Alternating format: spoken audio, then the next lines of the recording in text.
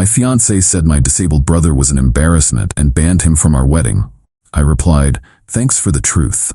Then I took the ring off her finger and canceled the wedding. She was left frantically apologizing after realizing her cruelty cost her everything. I, 32 male, am, or I guess was, engaged to Ashley, 30. We were together for 4 years, lived together for 2. The wedding was supposed to be in 3 months. It was a whole thing, 150 guests, a rustic chic barn venue, the kind of event her mother, Sandra, lives for. I thought I was happy, truly. You don't see the rot until the floorboards give way beneath you. My brother, Anthony, 29, is the best person I know. When we were kids, a drunk driver hit his bike. He was in a coma for weeks. He recovered, but not completely. He walks with a significant limp and has a slight speech impediment. It doesn't define him. He's a brilliant graphic designer, funny as hell, and has a core of pure steel. He's my only family. As our parents passed away a few years ago, he was, obviously, going to be my best man. Last Tuesday night, Ashley and I were finalizing the seating chart. Her mother was over, which should have been my first red flag. Sandra has a way of turning everything into a referendum on her own social standing.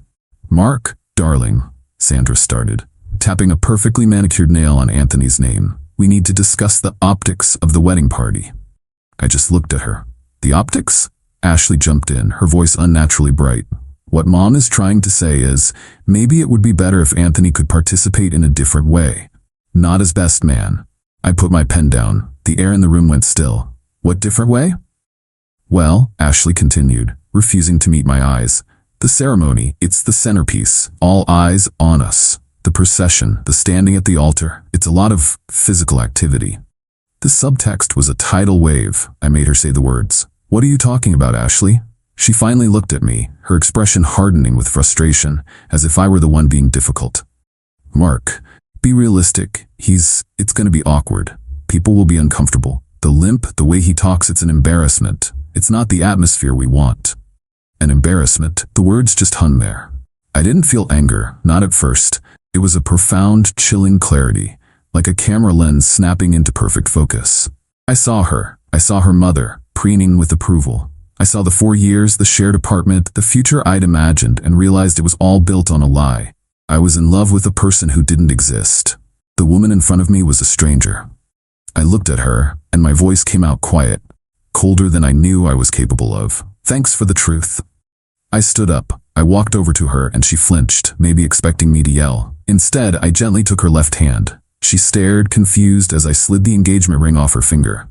It was my grandmother's. What are you doing? She whispered, her voice trembling. I placed the ring on the coffee table. The wedding is canceled. I turned and walked to our bedroom, closing the door behind me. I heard Sandra squawk. Well, I never. Then Ashley started pounding on the door. Mark, don't be so dramatic. Mark, open the door. We can talk about this. I didn't answer. I sat on the edge of the bed and made the first 2 calls. The first was to the venue. I ate the $5,000 deposit. The second was to the caterer. Lost another $2,500. Then I sent a group text to my groomsmen and a short, carefully worded email to our shared wedding mailing list. Subject, wedding canceled. Due to unforeseen circumstances, the wedding of Mark and Ashley will not be taking place. We apologize for any inconvenience this may cause.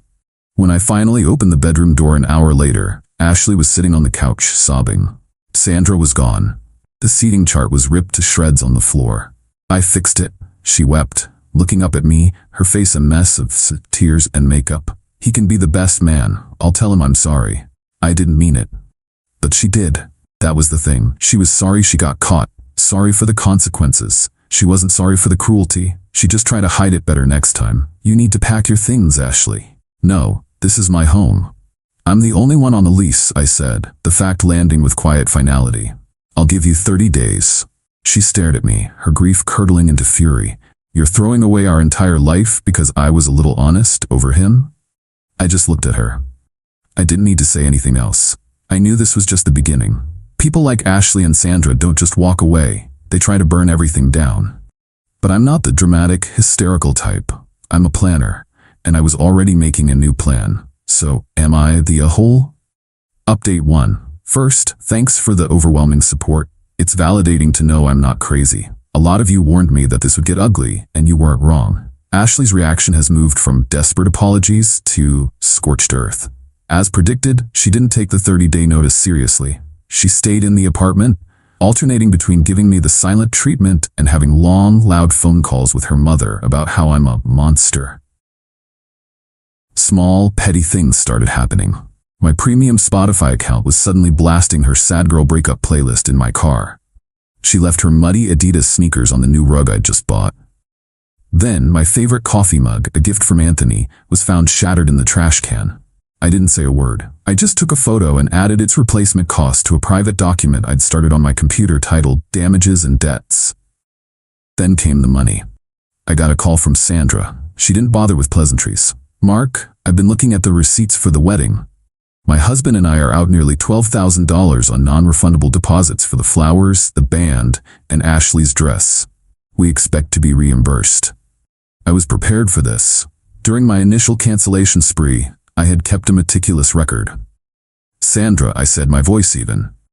"The wedding was canceled because you and Ashley presented a condition for it to proceed, that my brother be excluded. I did not agree to that condition. The failure of the wedding to proceed rests on your decision, not mine. I will not be reimbursing you for anything." She sputtered. "That's ridiculous. You canceled it. We have a contract with the florist." "Then you should take that up with the florist," I said, and hung up. The next day, I received a formal-looking email from Ashley, which I'm sure her mother helped her write. It was a list of demands. Reimbursement for the $12,000 in wedding expenses. She wanted to be bought out of the apartment for her half of the $2,850 security deposit. She demanded I keep paying the insurance on her car for the next 6 months while she gets back on her feet. Here's the thing, I'm a project manager by trade. I live and die by documentation. I replied to the email, CCing Sandra and her father Donald, who had been silent until now. Subject: refinancial arrangements. Ashley, thank you for outlining your position. To clarify a few points, as stated to Sandra, I will not be covering any expenses related to the canceled wedding. The decision to terminate the engagement was a direct result of the unacceptable conditions you imposed regarding my brother's inclusion.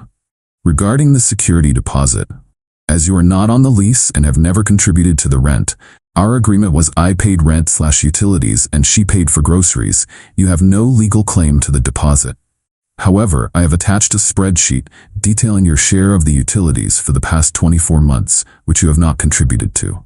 This includes our shared high-speed internet/premium cable package and building service fees, totaling $3,150. Your portion of the deposit can be applied to this outstanding balance, leaving you with a remainder due of $300.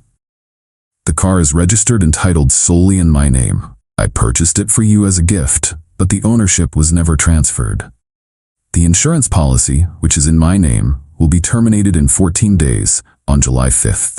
You will need to secure your own policy if you wish to continue driving the vehicle legally. We should also arrange a time to sign the title over to you. Finally, this is a formal reminder that your 30-day notice to vacate the premises expires on July 20th at 5 p.m. If you are not moved out by that date, I will have no choice but to begin formal eviction proceedings with the landlord. Regards, Mark. The silence was deafening. For about 6 hours, then my phone exploded with texts from her. It was a masterclass in deflection. "You're bringing up utilities? From 2 years ago? How petty can you be? You're trying to make me homeless and take my car away. You're evil. My father can't believe how you're acting. He said he's going to call you." Donald never called. The best part? I checked our old texts. A year ago she texted me, "Can you cover utilities this month? We'll pay you back next week. Promise." I had a screenshot. I had a dozen of them. This isn't about revenge. Not really. It's about consequences. She built a world where her actions didn't have any. I'm just methodically taking down the scaffolding. The spreadsheet was a work of art. I even included charts. The fight is far from over. She's still in my apartment. But now she knows I have a ledger. And I'm not afraid to use it. Update 2. The last 2 weeks have been a cold war fought over shared living space and social media. Ashley finally realized I wasn't bluffing. Her strategy shifted. She couldn't win with logic, so she tried to win with public opinion. Her friends started posting vague but pointed things online. Instagram stories with captions like, "So disgusted by how some men treat the women who love them," and "A good heart is worth more than a fancy apartment." It was childish, but it stung. A few of our mutual friends reached out, asking for my side of the story. I didn't engage in the drama. I just told them the truth, simply and without emotion. Ashley told me my brother was an embarrassment and that he couldn't be in our wedding because of his disability. I ended the engagement because of it. The truth is a powerful thing. It doesn't need embellishment. The tide turned quickly. One of her bridesmaids, a woman named Betty who I'd always liked, texted me. She said, "What? Oh my God, Mark, I'm so sorry." Meanwhile, the apartment situation was deteriorating. Ashley was deliberately being a terrible roommate. The move-out date, July 20th, was approaching fast. I spent that day meticulously packing every single one of her remaining belongings into boxes. I labeled them with obsessive detail. I moved them into a 10 by 10 storage unit I rented a mile away and paid for the first month. The deadline, 5 p.m. on July 20th, came and went. She wasn't there. I had a locksmith come at 5:30 p.m. to change the locks. At 7 p.m., she came to the apartment. Her key didn't work. She started banging on the door. I opened it. "Ashley, the deadline to vacate has passed. You can't do this. My stuff is in there." "Your belongings are safe," I said calmly, handing her a key and a piece of paper. "This is the key to storage unit 247 at Main Street Storage. Here is the address. The first month is paid for. After that, it's your responsibility." I also handed her an envelope. Inside was a cashier's check for $425. She looked at it, confused. "What's this?" she snarled. "I thought I owed you money." "It's your half of the security deposit," I said, my voice flat. "I've decided to waive the utility debt. Consider this a final settlement of all household and financial matters between us. A clean break." She sneered. "You think you can just pay me off?" "It's not a payoff. It's a calculated decision," I replied, letting a bit of the coldness show. "I want this over. More importantly, cashing that check will serve as your legal acknowledgement that our shared financial obligations are concluded. It closes the book. If you have any intention of suing me later, cashing this check would make that very, very difficult. The choice is yours." I saw the flicker in her eyes, the greed warring with the anger. She snatched the envelope. "This doesn't mean anything," she seethed. "I'm still going to sue you for everything." "That's your prerogative," I said. "But as of 5:01 p.m. today, you are no longer a resident. If you set foot in this apartment again, you will be trespassing."